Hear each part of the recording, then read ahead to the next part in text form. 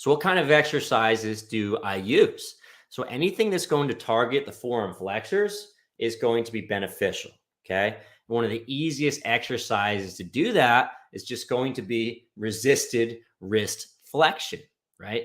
So 3 days per week, I'm going to be adding some sort of resisted wrist flexion into the program. Usually I start with something easy, 3 sets of 10 to 12 repetitions. Over the course of time, we can obviously go a little bit heavier, right? The second piece I like to add in is going to be direct arm work, usually in the form of bicep curls. So if you think about a bicep curl, I got a dumbbell at my side. I'm lifting the weight up just like this. What's going on at the wrist? The wrist is in an isometric position, right? It's not moving when I'm doing a dumbbell curl, all right? Except the forearm flexors are very active isometrically.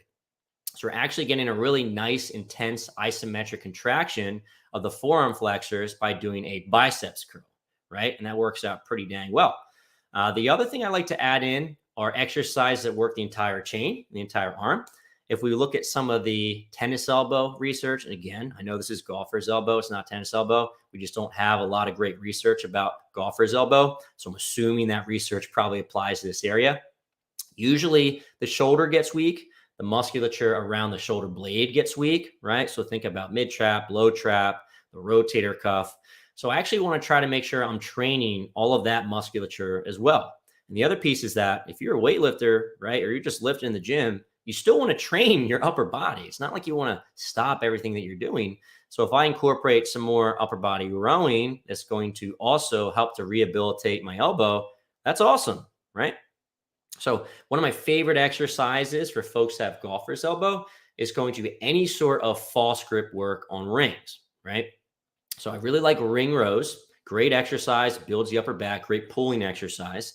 If you perform this movement with a false grip, which essentially means you just get the ring, curl up your wrist here, and the ring goes right in this area. Sometimes I actually have people hold balls while they're doing this. So they're basically holding an intense isometric contraction of flexion, right, at the wrist while they perform a ring row, okay? Now, you don't have to do this just on rings. You can also do this with a dumbbell. So if you have a dumbbell and you're doing a dumbbell single arm row, you just do it with a little bit of flexion and you pull right back up again, right?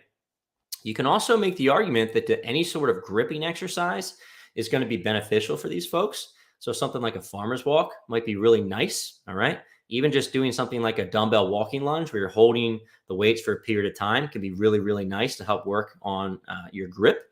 Just keep in mind that some folks aren't going to tolerate this right away, but over the course of time, I want to make sure I increase the challenge, right?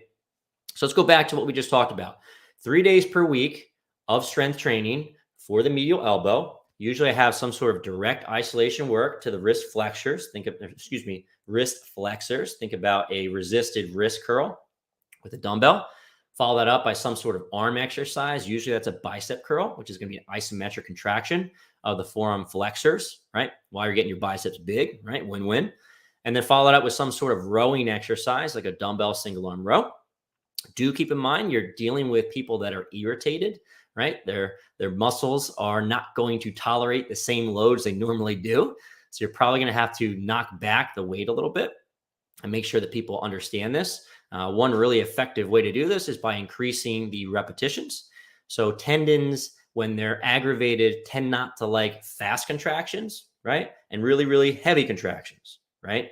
So if dumbbell single arm rows are usually provocative, we can probably continue doing dumbbell single arm rows if we A, decrease the load, right? B, decrease the speed. So maybe instead of sets of 8 repetitions, we do sets of 15 and we add a little tempo. So maybe 3 seconds on the way down, 3 seconds on the way back up again. And all of a sudden that movement becomes very, very tolerable, okay? So when you're prescribing these rehab exercises, just keep in mind, sometimes we can't tolerate those heavy, heavy loads, but over the course of time, we can always incorporate that back. So here's what I want you to do next, guys. If you enjoyed this video so far, I have an entire course. It's free. It's called the Fitness Pain-Free Mini Course. And we go over 3 lessons. It's going to help you take a lot of this information that we went over so far and put it into practice. The first lecture is called Why We Need a Better System.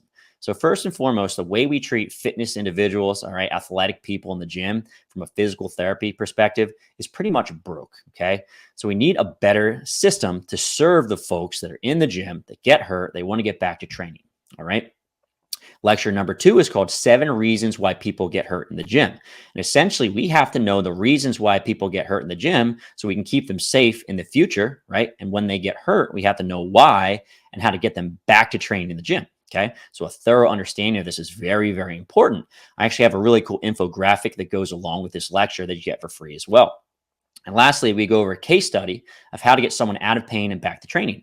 So these principles are all phenomenal, but we don't actually put it together and you don't understand how to create a program to get people back in the gym and keep them safe for the long term, then we lose, right? So I'll put a link in the show notes for this. It's a fitness pain-free mini course. Definitely check this out.